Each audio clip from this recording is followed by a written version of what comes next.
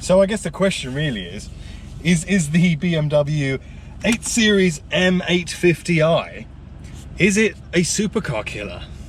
Well, I mean, with a 0 to 62 time of 3.9 seconds. Hello. What can I help you with? Nothing right now. I'm filming a video, thank you very much. 0 to 62 in just 3.9 seconds. That is very fast. And we are here in the 8 Series convertible. So the M850i convertible, this spec is so murdered out. I mean, it is literally black everywhere. It's carbon fiber everywhere. This is a beast.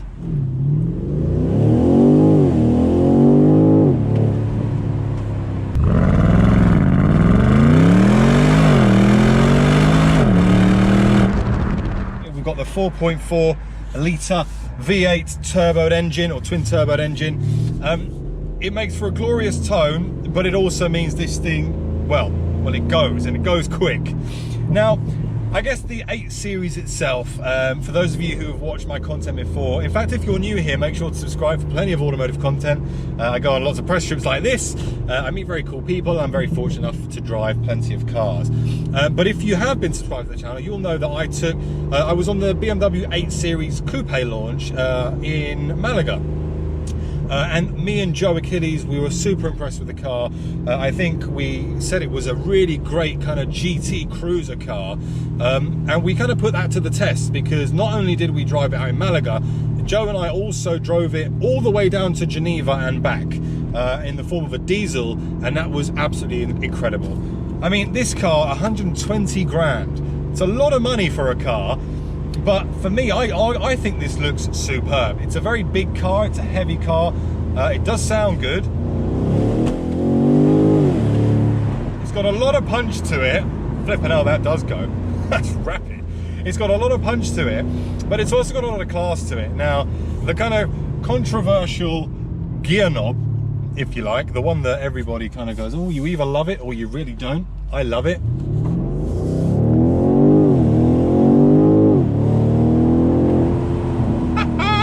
Now, obviously, at 120 grand, this sits kind of at the top with one of BMW's flagship cars. It's a very premium car. You're going to buy this because you have a lot of money and you want to kind of use it for, you know, well, you'd use it for anything. But you would buy this car if you have a lot of cash. And it is a very, very nice car. I'm a real fan of the 8 Series. I did like the Coupe a lot. And I think I like it more in the form of a convertible. I think it looks nicer, particularly in this spec, all murdered out, kind of black wheels, carbon everywhere. I think it's, oh, that sounds great. It's a great spec.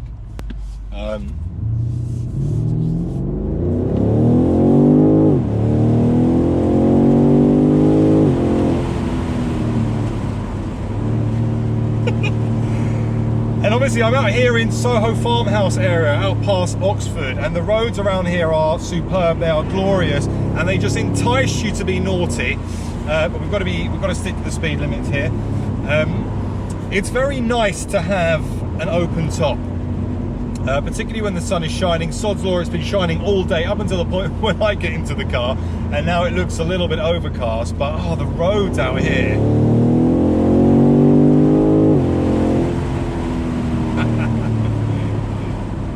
The thing with this, the way this feels, it really kicks you back into your seat, and it does it so smoothly as well. You've got that lovely V8 grunt that's coming out of the exhaust out the back, which sound ridiculously good. The delivery of this car is so smooth in the way it delivers its power, and of course, because it weighs a lot and it's got the X-Drive system, it means that actually there's nothing really to worry about in the form of kind of the back going. You have to really push it hard, I think, to let the back move out a bit, which kind of instills confidence in itself. And then we've got the steering, as I'm kind of meandering away through these Soho farmhouse roads with a Civic Type R behind me. And because of the way the steering feel is, it's so direct, and it does have the rear wheel steer as well, which also means that turning, you don't have to do a lot of it. You literally don't. All you do is turn a couple of degrees and it takes the corner. It's really, really good. It really, really is. I think that what BMW have started to do with their interiors now, it's testament as to where they're going. I think I've been known to criticise BMW interiors in the past, but they've got it very right in the 8 Series for me personally. I really like the virtual cockpit. I think it's a really nice touch. I know that when I was in Spain with Rory, we touched on the fact that the rev counter's on the right, and it feels a little bit, I guess, unergonomical to see the revs going anti-clockwise, whereas you probably want to see them going clockwise. But I mean, as a whole, it's a very nice display. You've got the sat-nav kind of sat there in the center. We've got the iDrive operating 7 system right here in front of me. You've got the gesture control doing its thing, so it looks like you're dancing around, making all these fancy, oh, I've got to turn right here, all these fancy hand movements and stuff. But it's really good. You've got the, I won't say it because it's going to interrupt me, the HEYBM system. See, you didn't pick that one up, which is great as well, and it kind of learns lots of gestures, lots of commands. You can tell it to kind of take you home, warm up one side of the passenger seat, warm up that side, play around with the AC. It's a very clever system. You also have obviously the reverse assist, so it remembers, I think, the last 50 yards or so that you've done. So if you manage to get yourself into a tight, sticky situation, you want to reverse right out of it, all you do is put it into reverse, push the button, and off it goes. It pretty much mirrors and mimics the exact same actions that you took with the steering wheel. And that leads me onto the steering wheel. I like this. It's a heated steering wheel. It's quite chunky as well. The paddles feel good. They do feel nice. But as I said earlier on, the steering for me is where it's at. It's so direct. I mean, corner one, not even turning the wheel a lot, and it's just doing its thing. It is brilliant, this steering. And I think it also then makes you realise what it actually does, to be honest. It hides the weight of this car well.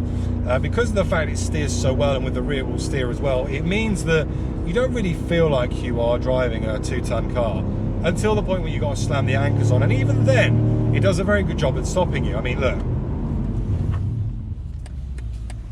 a couple of hazard lights and an excuse to do 0 to 60 again. It's just blisteringly fast. I think the only real time that you actually realise that this car is a 2-ton car is when you really punch it through the corners. That's when I think it gets a little bit, I guess it shows its weight a little bit.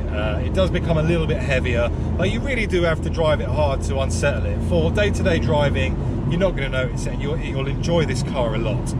The other thing that I'm a real fan of, and I can't really, am I going right? Yeah, I can't go right. Then the other thing I'm a real fan of, and I can't really show you here, because it's not dark enough to start with, is the BMW laser light technology that they have.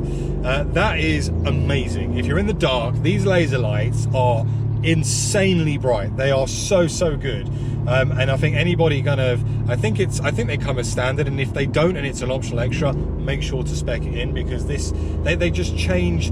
Like at night, they make night driving look like you're sitting in a football stadium. It's like floodlights that are lighting up the road. It really is that good. We've got a couple of meanders, a couple of twisties coming up, so we will knock these round. Oh, look at that! Look at that! It really is fun. It's a fun car. It is a real fun car, and there is a question, and I guess there's a question around where the 850 sits, because I said at the start, it's a supercar killer on a launch, because I mean 0 to 62 in 3.9, that is rapid. I mean, there's not many cars out there that are doing sub 4 seconds in a flagship high-end luxury car that doesn't aim to be, like its sole purpose isn't to be driven ridiculously hard. It's to provide a luxury experience. But the fact that it's able to do that just makes like this car enhance itself to another level, and I love it. I love this car, I really do. The bit I don't love is the price tag. 120 grand for this thing. That's steep. But again, I think with what you get in this car, the amount of technology in this car, I mean the leather seats, they are so comfortable, these seats. You've got seat chilling, you've got seat heating, you've got the adaptive cruise control, you've got the autonomous drive stuff. I've got a beautiful head-up display here, a very wide head-up display I might add. Carbon mirrors, carbon pack everywhere. I've got the Bowers & Wilkins sound system, is that what it is? Bowers & Wilkins sound system, which that's a good few grand's worth of stereo in itself. As a whole, I think the value for money is there. And I guess from a driver feeling, if you like, what's it like? I feel very confident driving this thing, in the sense that I don't think it's going to do anything unexpected. I don't think it's going to light up the wheels and oversteer too much. It doesn't even feel like it will understeer, and that's good because it's a very heavy car. It's a pleasure to drive. I really do like it. And yeah, would I buy one? No, because I just can't afford it. But if I was in the market for a car that gave that much luxury, that much satisfaction as well, whilst being a comfortable cruiser at the same time, I would absolutely contemplate buying one of these, and I think that a lot of people should.